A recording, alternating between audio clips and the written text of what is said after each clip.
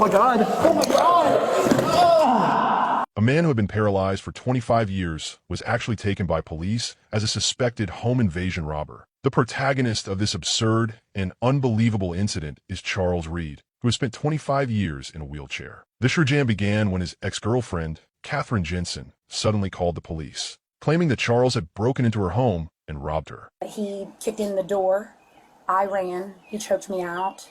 Tried to get the keys from my hand of my truck. Based solely on this report, Officer Kinley Belletti issued an arrest warrant for Charles. 9 months later, completely unaware of the accusation, Charles voluntarily went to the police station to turn himself in, hoping to clarify the situation. Unexpectedly, the moment officers saw him, they ignored the fact that he was paralyzed and immediately prepared to handcuff him. During the handcuffing, Charles, unable to stabilize his body due to muscle loss, fell straight out of his wheelchair. For someone who is paralyzed, a fall like this can be life-threatening. Yet the officers left him lying on the ground for a full 3 minutes until a supervisor arrived and finally helped him up. The supervisor sensed something was off and reported it to the chief, only to be met with a firm response. It's a ruse, man. It's an obvious attempt not to go to jail, sir. Some officers disagreed with handling the case so rashly. Because I'm looking at his legs. I got a couple of relatives that are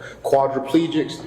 And even Belletti began to suspect that he might have been misled by a false report. In the end, the police department had no choice but to release Charles. But there was no apology, no compensation. After multiple failed attempts to communicate with the department, Charles had no choice but to hire a lawyer and file a lawsuit, seeking an estimated $2 million in damages. So, do you think the police department should be held responsible for this outrageous arrest? Share your opinion in the comments.